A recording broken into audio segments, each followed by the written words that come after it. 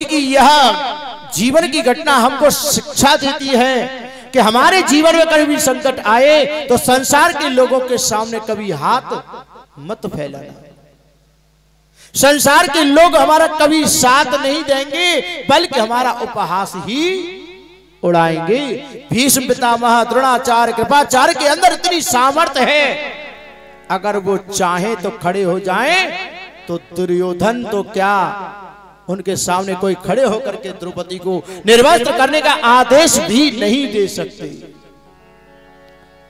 परंतु द्रौपदी की किसी भी बात का उत्तर दुर्योधन, भीष्म पितामह, द्रोणाचार्य, कृपाचार्य नहीं दे सके। माता द्रौपदी पांचों पांडवों के सामने गिड़गिड़ा रही है, धृतराष्ट्र के सामने गिड़गिड़ा रही है, पर उस अंधे की उस सभा में सभी लोग अंधे बन चुके हैं। द्रौपदी का रोना किसी से दिखाई नहीं दे रहा है, द्रौपदी का कष्ट किसी से दिखाई नहीं दे रहा है।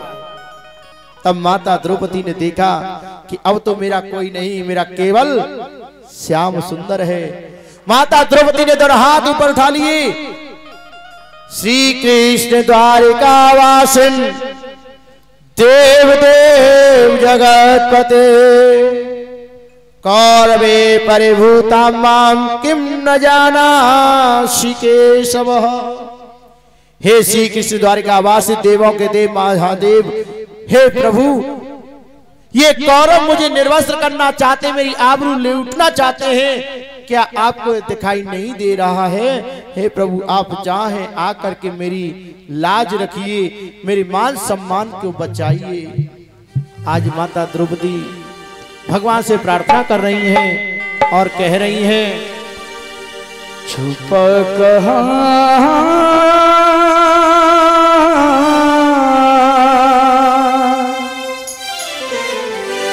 आजा चलिया,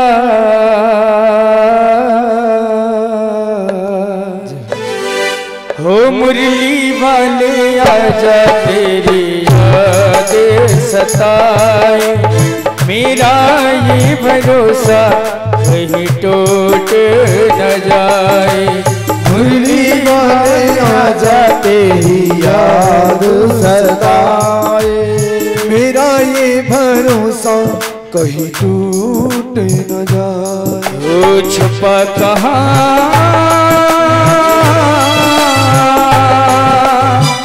आजा चलिया, मुरली वाले आजा, तेरी याद सताए, मेरा ये भरोसा कहीं टूट न जाए। मुरली वाले आजा, तेरी याद सताए, मेरा ये भरोसा कहीं टूट न जाए।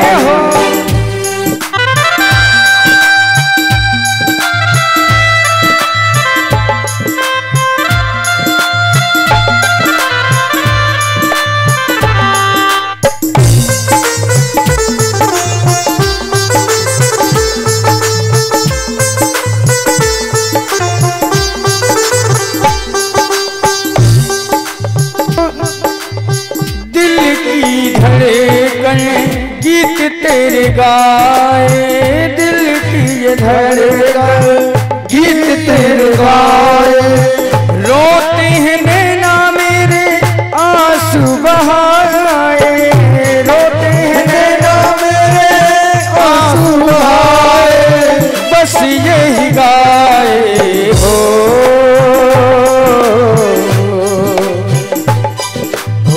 छुपा है कहाँ आजा चलिया, मुरली वाले आजा, तेरी याद सताए, मेरा ये भरोसा कहीं टूट न जाए। मुरली वाले आजा, तेरी याद सताए, मेरा ये भरोसा कहीं टूट न जाए।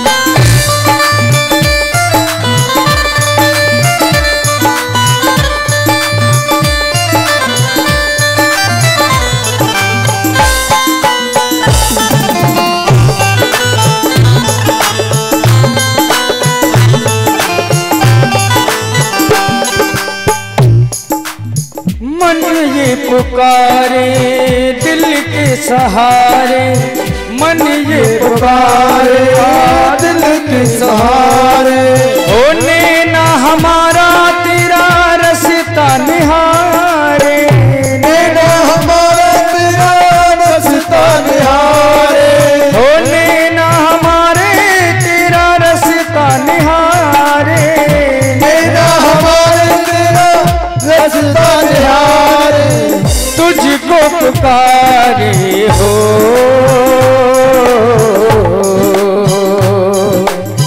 छुपा है कहाँ आजा चलिया, मुरली वाले आजा तेरी याद सताए, मेरा ये भरोसा कहीं टूट न जाए, मुरली वाले आजा तेरी याद सताए, मेरा ये भरोसा कहीं टूट न जाए। ओ छुपा है कहाँ आजा चलिया, मुरली वाले आजा तेरी याद सताए, मेरा ये भरोसा कहीं टूट न जाए, मुरली वाले आजा तेरी याद सताए, मेरा ये भरोसा कहीं टूट न जाए। हो मेरा ये भरोसा कहीं टूट न जाए, मेरा ये भरोसा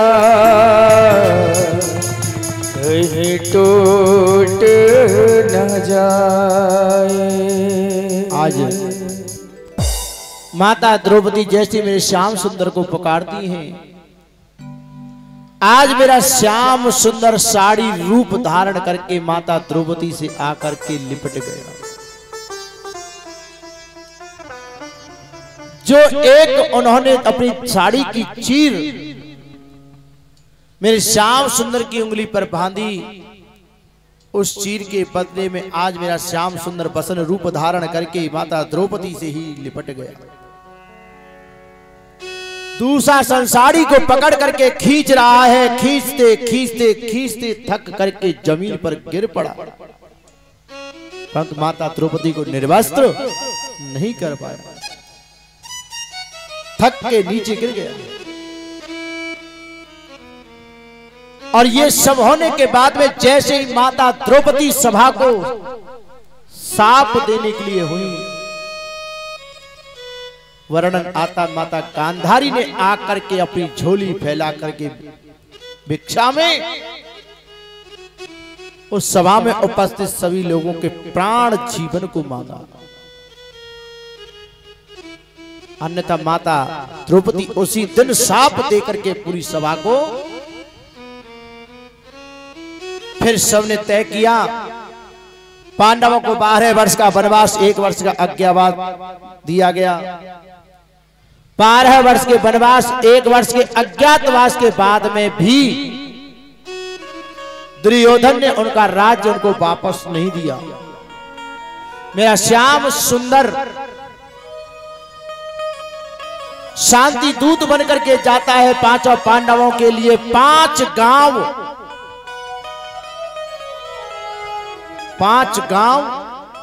मांगता है, जिन 5 गांवों में पहला गांव है पांडुप्रस्थ, जिसे आज हम पानीपत के नाम से जानते हैं।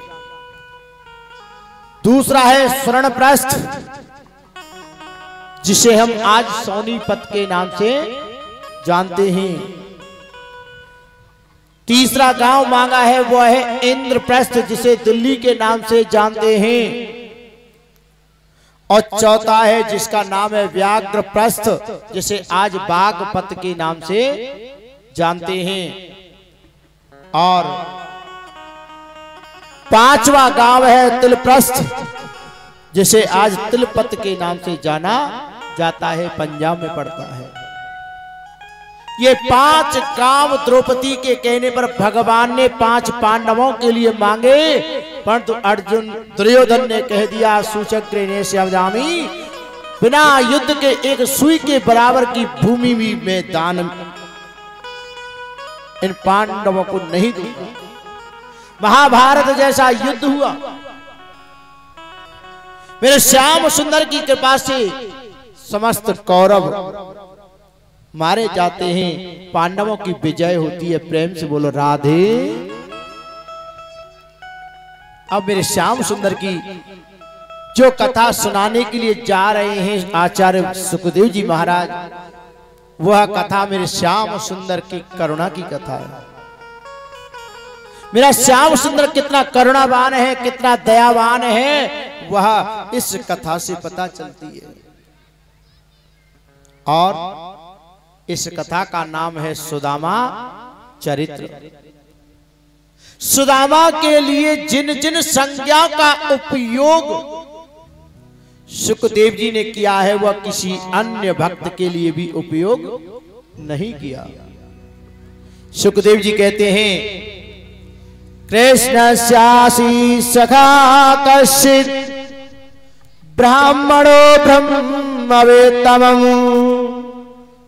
विरक्त इंद्रियार्थेषु प्रशांतात्मजितेन्द्रिय। सुखदेव जी कहते राजा परीक्षित, कृष्ण श्यासी सखा कश्चित्, सुदामा मेरे श्याम सुंदर के सखा हैं, मित्र हैं। और मित्र भी कैसे? ब्राह्मणों ब्रह्मवेत्तमा, ब्राह्मण हैं। और ब्राह्मण भी कैसे? जिन्होंने अपनी अंतर आत्मा में ब्रह्मत्व को जान लिया है, जगा लिया है। ब्राह्मण कौन है? जिसने अपने अंदर ब्रह्मत्व को जागृत कर लिया है। आज के समय ब्राह्मण एक बिरादरी है।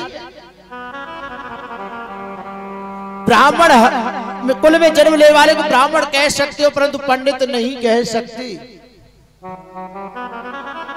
ब्राह्मण कुल में जन्म लेने वाले को ब्राह्मण कह सकते हो, परंतु पंडित नहीं कह सकते।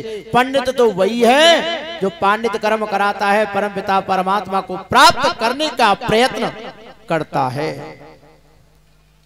और इस कलयुग में न जाने कितने ऐसे ब्राह्मण हैं जो मुझे नहीं कहनी चाहिए कि उनको ब्राह्मण कहने में भी मुझे शर्म आती है, जिन्होंने अपने कर्मों के कारण से ब्रह्मत्वम नाशतम मया, अपने ब्रह्मत्व का नाश कर लिया है। मांस भक्षण, मदिरा पान करना, वैश्यागमन करना, ये ब्राह्मण का कर्म नहीं है। परंतु आज इस कलयुग में ब्राह्मण इन कर्मों को भी कर रहे हैं। वो जो इस कर्म को कर रहे हैं, वो जो है सो है, परंतु मेरी दृष्टि में ब्राह्मण नहीं है। इस कर्म को करने वाला जो भी होंगे वो होंगे, परंतु ब्राह्मण नहीं हो सकते। क्यों? जब आत्मदेव पंडित जी का पुत्र धुंधकारी प्रेत बनता है, गोकर्ण जी जब आते हैं तो गोकर्ण जी के सामने प्रेत बन करके धुंधकारी उन्हें डराना चाहता। गोकर्ण जी ने गायत्री मंत्र का अभिमंत्रित जल उस छाया के ऊपर छोड़ा। तब धुंधकारी कहता है कि अहम भ्राता त्वदीयोस्मि धुंधकारी नामता स्वकीयेन दोषेण ब्रह्मत्वं नाशितं मया। मैं हूं तुम्हारा छोटा भाई धुंधकारी, स्वकीय नैव दोषेणा, जिसने अपने कर्म के दोष के प्रभाव से ब्रह्मत्व का नाश कर लिया। और जिसने मदिरा पान कर लिया, मांस भक्षण कर लिया, वैश्यागमन कर लिया, जिसने चोरी कर ली, ऐसे ऐसे कर्म को जिसने कर लिया, मैं नहीं कहता, भागवती कहती है स्वकीय नैव दोषेणा ब्रह्मत्वं नाशितं मया। लोग कहते हैं महाराज तुम तो ब्राह्मण की बुराई भी करते हैं। कई जगह में मुझसे कहा भी गया, किरावली के पास खेरा बाकंदा गांव पड़ता है। मैंने स्पष्ट कह दिया अगर तुम ब्राह्मण तो नीचे बैठ जाओ। अगर मैं गलत कह रहा हूं तो, अगर मैं सही कह रहा हूं तो ठीक है, अगर गलत कह रहा हूं तो आप मुझसे गद्दी से नीचे उतरने के बाद तब बात कर लेना। क्या ब्राह्मण कुल का ये कर्म कहता है, मर्यादा कहती है कि मांस भक्षण करें, मदिरा का पान करें? नहीं कहती। अगर ऐसा कर्म करता है तो स्वकीय नैव दोषेण ब्रह्मत्वं नाशितं मया, अपने पाप कर्मों के कारण उन्हें ब्रह्मत्व का नाश कर लिया, वो ब्राह्मण के कहलाने के योग्य नहीं है। सुदामा कैसे है? कृष्णस्यासि सखा कश्चित् ब्राह्मणो ब्रह्मवेत्तमम्। कृष्ण के सखा हैं, ब्राह्मण हैं, और ब्राह्मण भी कैसे? जिन्होंने अपनी अंतर आत्मा में ब्रह्मत्व को जागृत कर लिया है, ब्रह्मत्व को जागृत कर लिया, ब्रह्म तेज को प्राप्त कर लिया, ब्रह्म मणि को प्राप्त कर लिया है। और विरक्त इंद्रियार्थेषु, विरक्त संसार में रहते हुए संसार से विरक्त हैं, दूर हैं। इंद्रियार्थेषु, उन जिन्होंने अपनी प्रत्येक इंद्रियों को जीत लिया है, बस में कर लिया है। प्रशांतात्म जितेंद्रिया, और हमेशा प्रसन्न चित्त रहने वाले हैं। प्रेम से बोलो राधे। घर में खाने को कुछ नहीं है और कुछ भी खाने को नहीं है, फिर भी हमेशा प्रसन्न चित्त रहते हैं, संतुष्ट रहते हैं। 5 घरों से भिक्षा मांगते हैं, 5 घरों से भिक्षा में जो मिला बस उसी में संतुष्ट है। 5 घरों से भिक्षा मिली तो प्रसन्न है, 2 घरों से मिली तो प्रसन्न है, और 1 भी घर से नहीं मिली तो भी प्रसन्न है। सुदामा गरीब तो है,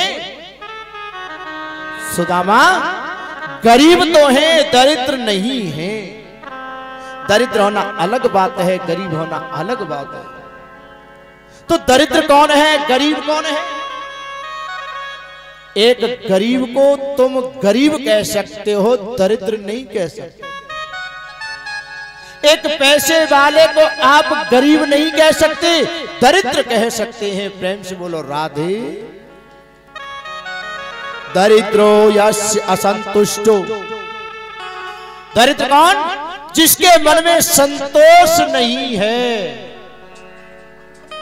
परमपिता परमात्मा ने उसको जो दिया है उसमें संतुष्ट नहीं है, खुश नहीं है, वही है दरिद्र, वही है दरिद्र। गरीब को गरीब कह सकते हैं परंतु दरिद्र नहीं कह सकते। गरीब को तो जो मिलता है बस उसी में ही संतुष्ट हो जाता है, परंतु अमीर पैसे वाला जो मिला है उसके आधार पर अपने धन दौलत को दूना करने के चक्कर में, चौगुना करने के चक्कर में दिन रात चक्कर घिन्नी बन करके पिसता रहता है। उसके मन को कभी संतोष नहीं होता। और दरिद्रो यस्य असंतुष्टो, वो पैसे वाला होकर के जब संतुष्ट नहीं है तो वही सबसे बड़ा दरिद्र है। सुदामा जी के घर की स्थिति कैसी? सूर्य निकलता है तब से लेकर के और जब तक सूर्यास्त नहीं हो जाता तब तक पूरे दिन सूर्य नारायण का प्रकाश उनके घर में आता रहता है। उनके घर पे छप्पर भी ढंग से नहीं पड़ा है। भिक्षा मांग करके लाते हैं, एक घर से मिला तो प्रसन्न, 2 घरों से मिला तो प्रसन्न, 5 घरों से मिला तो प्रसन्न। 1 मास 2 पाख में, परीक्षित जी, 1 मास 2 पाख में तो एकादशी हो। 1 महीना के 2 पक्ष और 2 पक्ष में 2 एकादशी होती है। परंतु सुदामा जी 1 मास 2 पाख में तो एकादशी हो। हे गोपाल जू मेरे घर तो नित एकादशी हो, मेरे घर तो नित एकादशी हो। 5 घरों से भिक्षा मांगते हैं, 5 घरों से मिल गया तो संतुष्ट हैं। 5 नहीं मिला तो 3 घरों से मिला तो उसी में संतोष, कभी कभी कुछ नहीं मिलता तो उसी दिन एकादशी मान करके व्रत कर लेते हैं, पानी पी करके काम चला लेते हैं, परंतु 5वें से 6वें घर मांगने के लिए नहीं, 5 से 6वें घर मांगने नहीं जाते। और सुशीला उनकी धर्म पत्नी है, उनका नाम है कौमुदी। क्या नाम है? कौमुदी। परंतु सुशीला गुणों की खान है, उनके अंदर एक धर्मपरायण नारी के लक्षण हैं, जिसके कारण से सुदामा जी उससे कहते हैं प्रेम से सुशीला। नाम है कौमुदी और गुणों की खान होने की वजह से कही जाती है सुशीला। प्रेम से बोलो राधे। नारी तो वही है जो नारी को नीचे को नवाई के चले। ए भैया, एक आदर्श नारी की गृहिणी के लक्षण क्या होने चाहिए? नारी तो वही है जो नारी को नीचे को नवाई के चले, 8 पहर पति की बजावे तावेदारी को। हाँ, नारी कैसी? जाकि हमेशा गर्दन हल्की सी थोड़ी सी झुकी होनी चाहिए। हाँ, और जो ऊंट किसी नार उठा के चले, प्रेम से बोलो। हाँ, नारी का प्रथम लक्षण है कि हमेशा गर्दन उसकी नीचे को झुकी होनी चाहिए। छोरी देखे का तो जामे, छोरी के रंग रूप देखे छोरी के गुण ने कोई नाए। हाँ, एरी लालियो, एक नारी के अंदर क्या लक्षण होने चाहिए वो ध्यान से सुनियो, शायद है सके कोई कथा सुन के इन्हीं लक्षण ने नजर करके तुम्हें देखेगा जी कोई चले आवे। हाँ, तो पहला लक्षण क्या कि नारी तो वही है जो नारी को नीचे को नवाई के चले, 8 पहर पति की बजावे तावेदारी को। जो 8 पहर अपने पति की सेवा में तत्पर रहे, धीरे बोले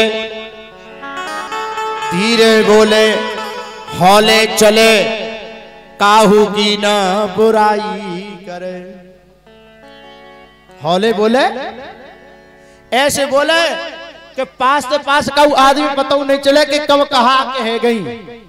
ऐसे नहीं कि बोले भीतर के कमरा में बोले और आवाज कैमासी में सुनाई दे। प्रेम से बोलो।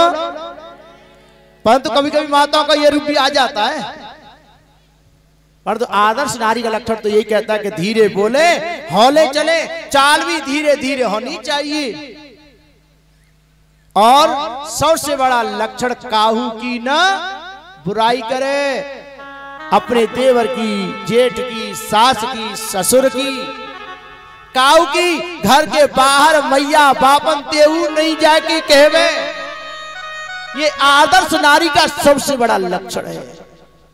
परंतु आजकल एक तो विज्ञान ने स्थिति खराब कर दी है, ऐसे ऐसे फोन चला दिए कि पहले तो चलो डिब्बा बारे आते, घर पे एक जने चावले बैठे रहते हैं, धीरे धीरे वो डिब्बा बारे खत्म कर दिया, बिना तार के कर दिए तो कोई बात नहीं।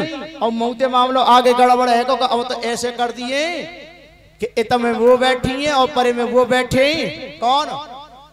मम्मी और पापा, और सब तरह की बता रही है। मोड़े ने देख देख के प्रेम से बोलो, वीडियो कॉलिंग के द्वारा हैं। देखो मेरी सास मुझे ऐसे कह रही, मेरे ससुर मुझे ऐसे कह रहे, मेरे देवर ऐसे कह में, मेरे ससुर ऐसे कह में। अपनी सब तरह की अपने घर की सवरे निन्ने पतेने पे मैया है, बाप है, भैया है, बाप सब है। ये आदर्श नारी का लक्षण नहीं है। भूखे प्यासे जो भी जैसे भी हैं, जिस परिस्थिति में हैं, ये हमारा अपना घर है, हम अपने इस घर में रहेंगे और अपने इस घर के अगर स्थिति परिस्थिति को हर किसी के सामने, यहां तक अपने माता पिता के सामने भी कहेंगे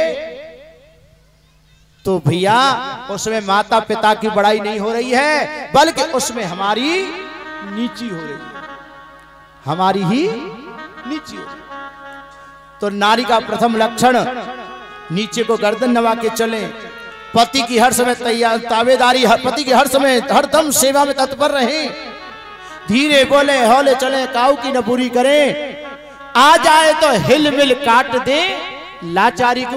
पहले तो व्यास गति से भगवान से यही प्रार्थना करूंगा कि भगवान किसी के जीवन में ऐसे दिन न लेके आए।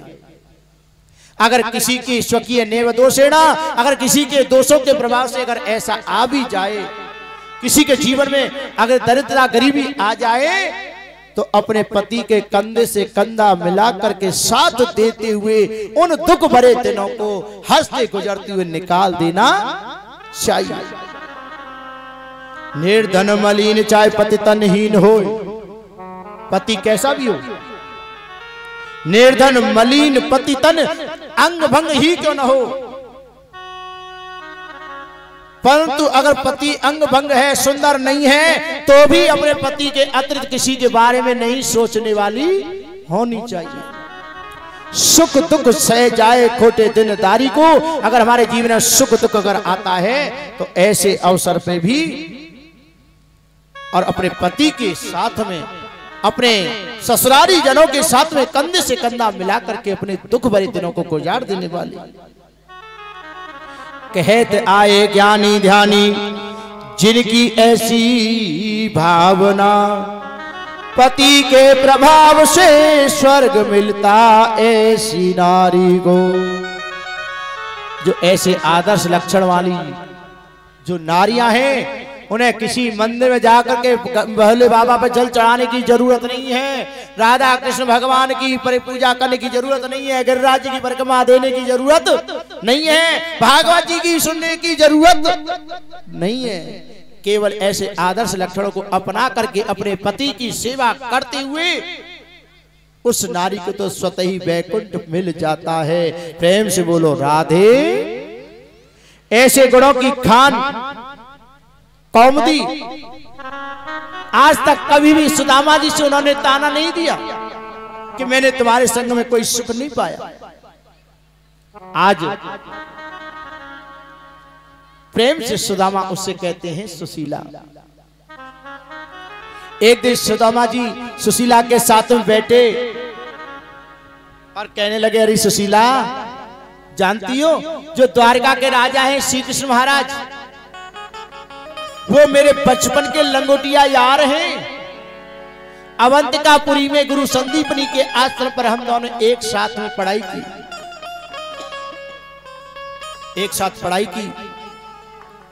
पढ़ लिख करके वो अपनी द्वारका का राजा बन गया और मैं अपनी टूटी सी झोपड़ी का राजा।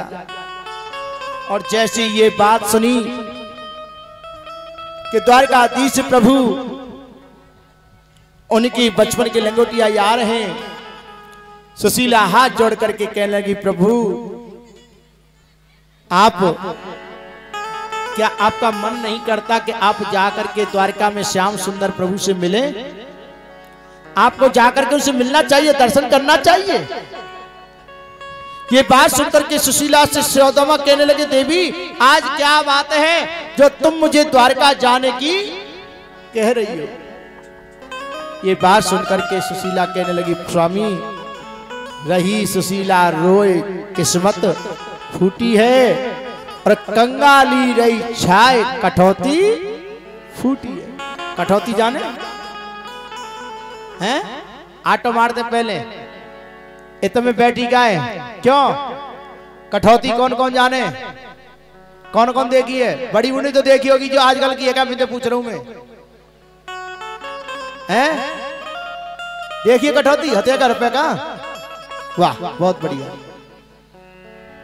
आज सुशीला कह रही है, महाराज जिस साड़ी में माता पिता ने हमको विदा किया, उसी साड़ी में हमने पूरा जीवन गुजार दिया।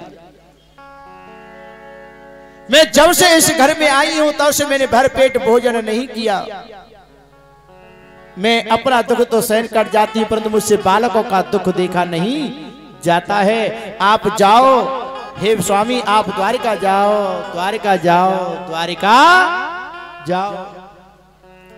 आज सुदामा जी से बार बार द्वारिका जाने की विनती सुशीला कर रही हैं। सुदामा कहने लगे देवी आप बार बार द्वारिका जाने की क्यों कह रही हैं? अरे वो अपनी द्वारिका का राजा, मैं अपनी कुटिया का राजा हूं। मुझे उससे मिलना होता है तो यही आंख बंद करके और ध्यान लगाता हूं, बस उसी की झांकी का दर्शन कर लेता हूं। ये बात सुनकर के सुशीला कहने लगी प्रभु जब तक आप द्वारका नहीं जाएंगे तब तक उनको कैसे पता चलेगा कि तुम्हारी स्थिति क्या चल रही है। आप जाएंगे शायद वो हमें कुछ धन दे देंगे तो हमारा गुजारा हो जाएगा। सुदामा कहने लगे देवी मैं द्वारका जाऊं, जाकर के दर्शन करके आऊं, ऐसा कहती तो शायद मैं चला जाता, पर तो तुम कहती कि मैं जाऊं, जाकर के कुछ धन मांग करके लाऊं, तो बिल्कुल नहीं जाऊंगा।